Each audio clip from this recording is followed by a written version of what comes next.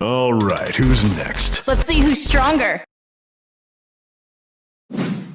Fairy Tail, a series that deserved a game since the depths of the PSP games back in over a decade ago. Like seriously, it was the only Fairy Tail game called Fairy Tail Portable Guild, and it didn't even come to the United States.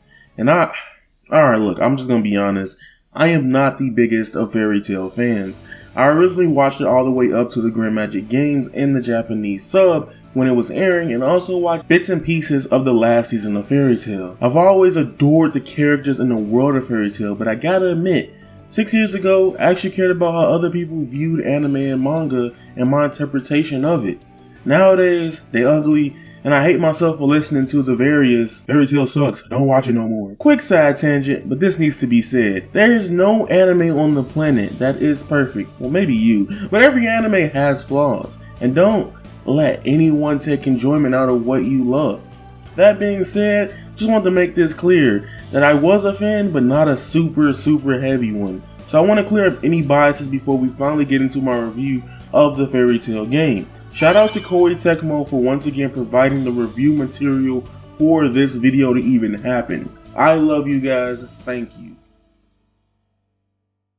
First things first, let's talk about the story of the Fairy Tail game. The story of the Fairy Tail game starts at the ending of Tenryou Island arc, where it leads off with Guild Fairy Tail vs Hades. This provides insight to how the game could potentially be like, and essentially a huge tutorial and overview of what's to come. After that, the game then covers X791 arc, Kill the Starry Sky arc, Grand Magic Games, and portions of all of the Avatar arc and the epilogue as well.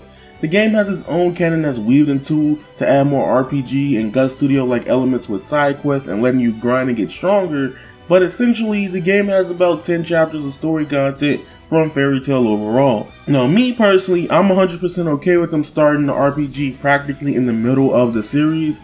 Like if you've seen Fairy Tail, they started off spamming one or two moves or attacks that from a gameplay perspective could have probably made the gameplay loop feel mad tedious and dire dry and boring. Also, the story could have been placed very horribly in an anime game, especially an anime RPG like format. For people that don't know, all the characters you see in this game are not there from the start. There's build up to them, there's recruitment, and then putting them into the guild.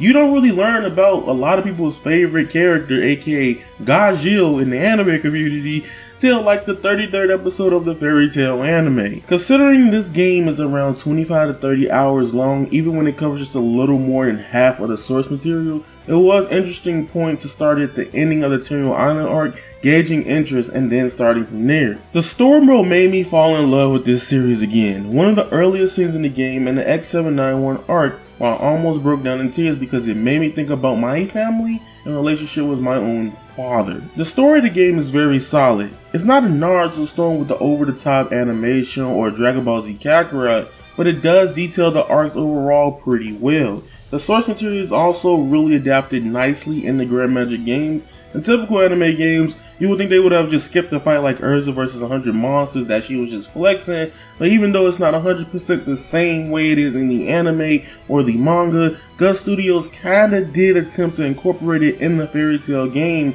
way. And it makes me happy, because other anime games literally just show a screenshot of that event, or rather just don't do it at all. This game is definitely tailored more so towards the Fairy Tail fan. You want to get into this game, I highly suggest you watch Fairy Tail up to Tenryou Island arc, then play this game. If you haven't seen Fairy Tail, the game does a decent job of telling you who everyone was, and you have various missions where you will see the character's personality shine as you go throughout this journey and be a part of the world of Fairy Tail. Now we get into the meat and potatoes. Is it fun? Because it's an RPG. A lot of anime people actually didn't want an RPG for a Fairy Tail game. They actually wanted a arena fighter or a fighting game. But this is where it gets fun and how I fell in love with this Fairy Tail game. The gameplay. For people who don't know, my favorite three genres of video games in this order starts with number one, baby, being fighting games, RPGs, and then hack and slashes. I really want anime games to attempt this RPG style of format rather than the later arena fighter, especially if they're not going to add depth or add basic modes. Regardless, that's another discussion for another video. But man, this gameplay for the Fairy Tail game was a nice change of pace. Fairy Tail gameplay is essentially a turn-based speed RPG, whereas if you played Avataryaya, Ella Darkness, and a secret hideout, you know, the thick girl that's been on Twitter. As you progress throughout the game, you can compile a team of 1 to 5 members of various Fairy Tail playable characters. Each character in the game have various attacks, but the gimmick is the grid placement. Depending on the grid placement and the range of the specific character's attacks, they can hit multiple enemies in various spots on the grid. I think it adds somewhat a layer of depth instead of just her strongest attack, scroll down, win button. But also, it makes you think a little further is even though that you have the strongest move available, characters and monsters will also have resistance to all kinds of attacks in the character's arsenal. Throughout my playthrough, I felt like Gray always had some enemies who said they resist his Ice Maker moves, even though he does damage, so I couldn't just rely on Gray 24/7 like I would've. Well, I could've, but instead of just dealing with it, I just picked another character, alright? Sometimes battles can be a little long because of character-specific animations, like just watch this one, bro.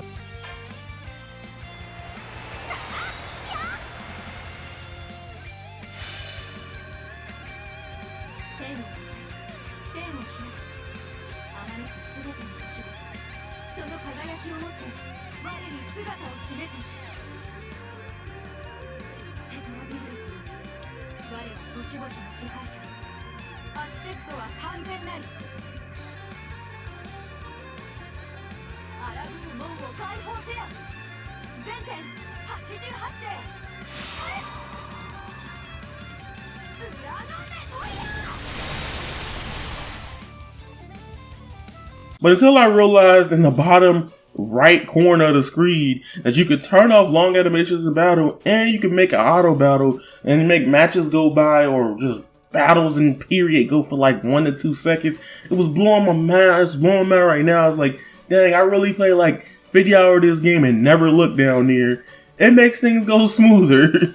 Also, another great mechanic that you don't get until after you beat the Grand Magic game is the ability called Link Hunt. Link Hunt is where you can fight almost every enemy in every area. This is beneficial to getting damage multipliers for unlocking new passageways and chests in the map, and also gaining more XP. Combined with all the features I mentioned before, this is kind of a unique mechanic that you don't really see in a lot of RPGs. Now, the most hype thing about this is Awakenings. In most games, Awakenings are just a pure hype cosmetic change for multiple characters, just saying, hey, here's a little bit more damage. Many characters like Natsu, Wendy, Gray have awakening modes that give them access to high damaging moves and abilities. You also don't get to awaken 24/7 in combat, so it won't never get stale when you actually gain the chance to ever do so in battle. The coolest thing about the Fairy Tail game's gameplay is linking with your other teammates in combat. Magic chains are really cool because in battle it can help you stack up damage on the whole field of enemies in battle. The more your magic chain rate is with your main characters on your team, the higher chance of the chain continuing in battle and opening up the ability to add more damage and increasing the combo output. Everything you grind for in this game obviously is going to make the experience any better because it's an RPG, but the way to get magic chain rate increase with your characters is meeting them in town or the world of Fjord, which by the way is pretty populated. It's not like One Piece World Seekers. I know I had to throw shots because I was salty at that. And talking to him to see if the musical note appeared. That's really cool to me because it shows that the developers actually put love into this game, because it 100% feels like Fairy Tail with the various character relationships and reactions and tropes from the series itself. Fairy Tail RPG has typical RPG side quests, but most of them actually have cutscenes, and some will force you to play with various characters to complete tasks while also having the freedom to pick a few others of your liking. The one thing I drastically dislike is that you can't take on multiple quests at a time. It will sometimes make going back to the guild very tedious. However, the game does it to where if you beat a quest, it will teleport you back to the guild if you want to. So that's a double-edged like pet peeve, but then it's also amazing because they give you leeway on doing something, and it's like you can have your cake and eat it too, just not always.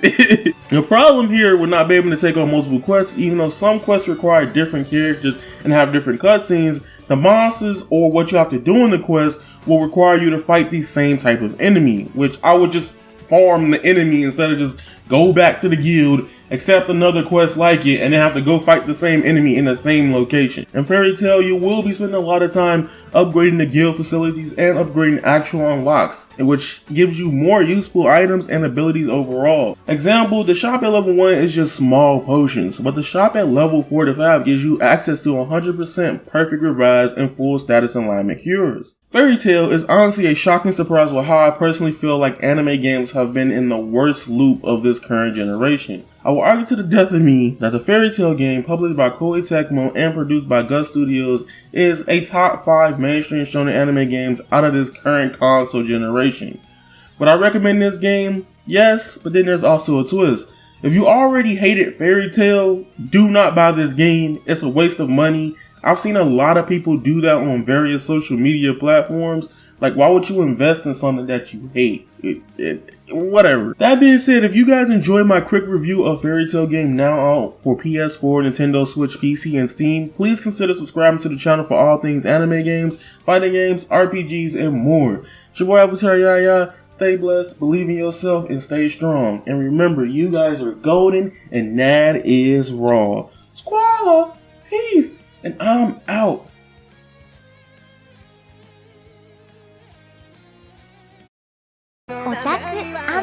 I've been a devil, I need me an arc in the heart of my breathing, I feel like Tanjiro. Walking this bitch with a Zanpakuto, I'll let you rock it, I keep me a domino.